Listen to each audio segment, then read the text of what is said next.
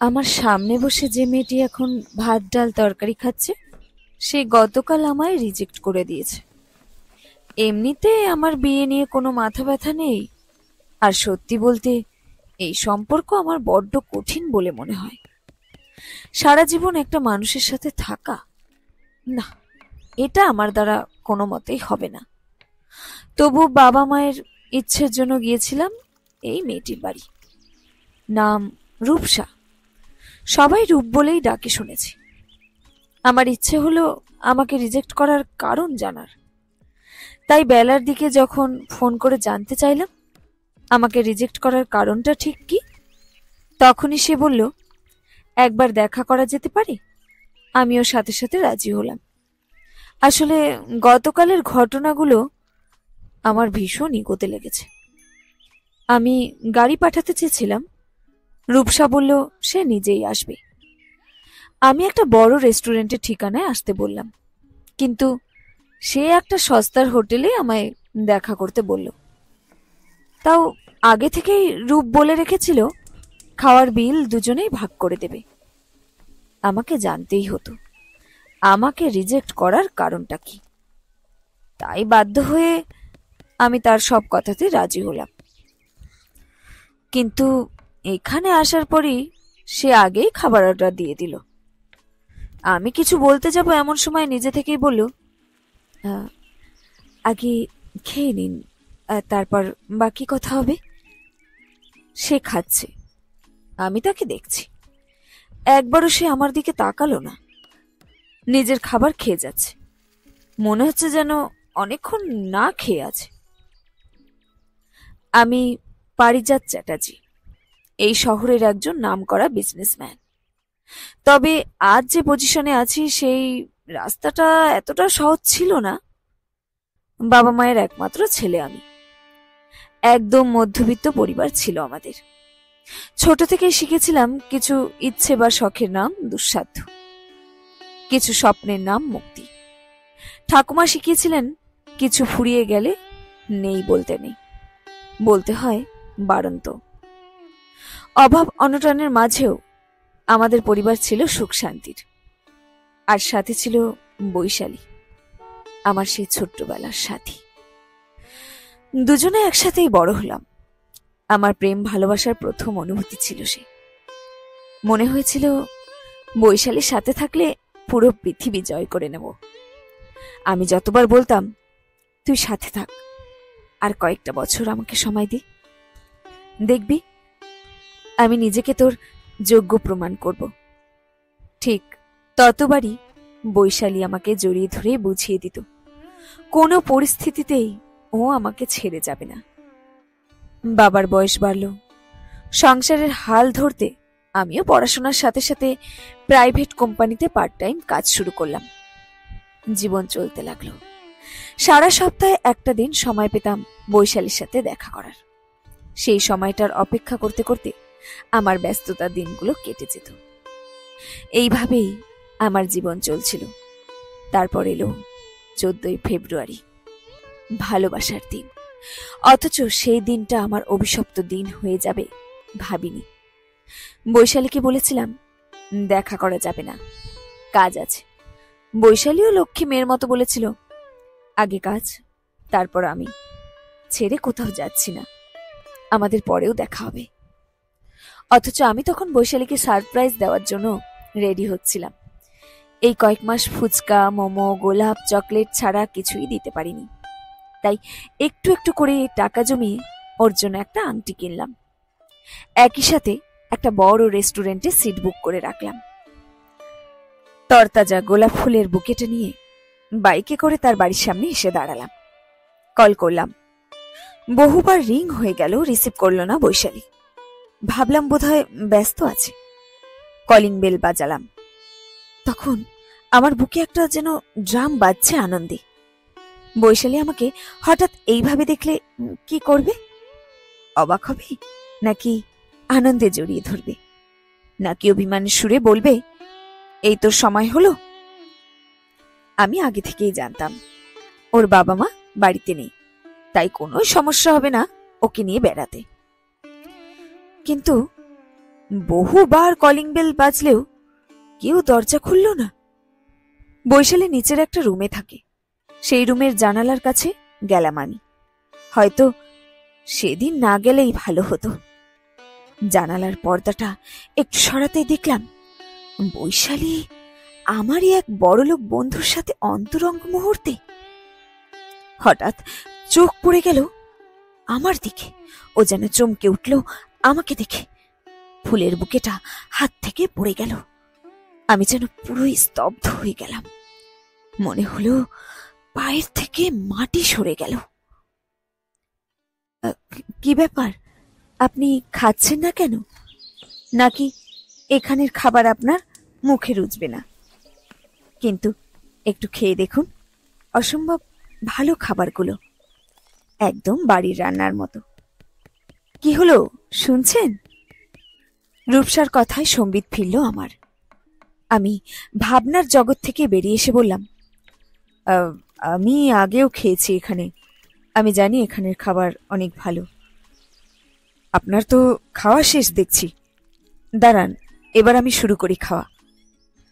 আচ্ছা, আপনি আর কি নেবেন?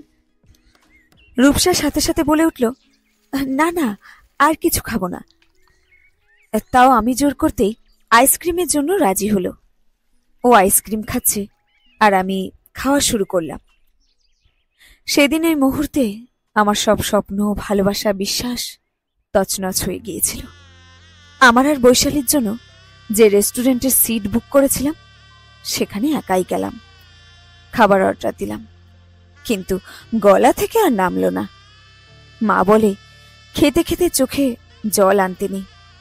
আমি অনেক চেষ্টা করলাম, কিন্তু আমি ভেতর থেকেই পুরো শেষ হয়ে গিয়েছিলাম। এরপর অবশ্য এখানে আমি আর থাকিনি, বাইরে চলে গেলাম। সারা দিন রাত পরিশ্রম করে একটু একটু করে টাকা জমাতে লাগলাম। ভেবেছিলাম যেদিন নিজেকে তৈরি করতে পারবো সেদিন বৈশালীর সামনে নিজেকে দাঁড় করাবো, প্রশ্ন করব কেন এমন করলো সে। টাকা কিছুটা জমানোর পর ছোটখাটো একটা ব্যবসা শুরু করলাম। একদিন মা এসে সব গয়না আমার হাতে দিয়ে বলল, এইগুলো অনেক পুরানো হয়ে গেছে রে, তুই বিক্রি করে যা টাকা পাবি তোর ব্যবসার কাজে লাগাবি, পরে না হয় আমাকে নতুন কটা গয়না গড়িয়ে দিস। সেদিন মায়ের কোলে মাথা রেখে কাঁদতে কাঁদতে ঘুমিয়ে পড়েছিলাম। মা বাবার আশীর্বাদের হাত মাথায় থাকলে একদিন সব জয় করা যায়। খুব অল্প সময়ে আমার ব্যবসা দাঁড়িয়ে গেল। দেখতে দেখতে সব কিছু বদলে গেল। আমার একতলার ঘর ধীরে ধীরে আকাশ ছুঁতে লাগলো। হাতের ৩০০ টাকার ঘড়ি ৩০,০০০ টাকার হলো। ফোন, পোশাক, চালচলন সব বদলে গেল। মাকে নতুন নতুন গয়নায় ভরিয়ে দিলাম। বাবার মুখে অনেকদিন পর যেন ভেজালহীন হাসি দেখতে পেলাম। তবু এমন একজনকে পেলাম না যে শুধু আমাকে ভালোবাসবে, শুধু আমাকেই ভালোবাসবে। পারিজাত চ্যাটার্জিকে পাওয়ার জন্য মেয়েরা সব করতে পারে, কিন্তু মনের সুখ আমি কোথাও পেলাম না। যে ছায়াতে আমি বসবো সেই ছায়াও আমি পেলাম না। একদিন সামনাসামনি হয়েছিলাম বৈশালীর। ও ক্ষমা চাইল, ফিরতে চাইল, কিন্তু সেদিন ওর প্রতি আমার কোনো অনুভূতি আর জাগ্রত হলো না। একটা মানুষ মন থেকে উঠে গেলে বোধহয় তার প্রতি ভালোবাসা, রাগ আর কোনো কিছুই বোধহয় কাজে আসে না। ওই দেখুন, আবার কি ভাবছেন বলুন তো? রূপসা আমার দিকে তাকিয়ে কথাটা বলতেই আমি দেখলাম আমার খাওয়া শেষ। অনেকদিন পর বাইরে এত তৃপ্তি ভরে খেলাম। রূপসা এবার বলা শুরু করলো, দেখুন পারিজাত বাবু, আপনার মতো সুদর্শন বড়লোক মানুষ পেলে যে কোনো মেয়েই সুখী হবে, কিন্তু আমার সুখ যে অন্য জায়গায়। ছোটবেলা থেকে দেখে আসছি মা আর বাবা মিলে কত কষ্ট করে আমাকে বড় করেছে। আমি ছাড়া তাদের আর কোনো সন্তান নেই। এই সময় এসে আমি যদি তাদের লাঠি না হই তাহলে কি হবে বলুন তো? সব বাবা মাই চায় তাদের মেয়ের ভালো ঘরে বিয়ে হোক। তাই কাল যখন মুখের সামনে আমি না বলে দিলাম আপনাকে আমি বিয়ে করতে পারবো না, তারপর থেকে মা আমার উপর অভিমান করেই বসে আছে। তাই আর কাল রাত থেকে আমার কিছুই খাওয়া হয়নি। খুব খিদে পেয়েছিল জানেন। আমি অবাক হয়ে তাকিয়েছিলাম রূপসার দিকে। তারপর বললাম, "আহ, এখন কি করতে চান আপনি?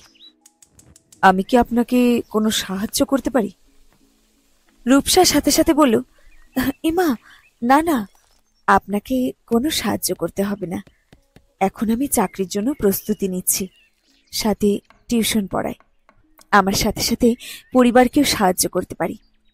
যেদিন পায়ের তলায় মাটিটা পাকাপোক্ত হবে সেদিনই আমি বিয়ে করব। আমার একটা স্বপ্ন আছে জানেন, আমি একদিন নিজের টাকায় গাড়ি কিনব। সামনের সিটে বাবাকে বসাবো, আমি গাড়ি চালাবো। মা পিছনের সিটে বসে বলবে, আরে রূপ, আমরা কোথায় যাচ্ছি রে? আমি কিছু না বলেই তাদেরকে অজানা ঠিকানায় ঘুরতে নিয়ে যাব। ভবিষ্যতে আমার মা বাবাকে দেখার জন্য কারোর কাছে হাত যেন পাততে না হয়। জানেন, আমার ভীষণ ভালো লাগে যেসব গৃহবধূ বাড়ির কাজের পাশাপাশি সেলাই শিখে, টিউশনি পড়িয়ে কিংবা ছোটখাটো কাজের মধ্যে উপার্জন করে নিজের ছোট ছোট শখ পূরণ করে। তাদের প্রতি অনেক শ্রদ্ধা আসে আমার। ওই দেখুন, আপনার মতো ব্যস্ত মানুষের আমি কতটা সময় নিয়ে নিলাম। আমাকে ক্ষমা করবেন কালকের জন্য।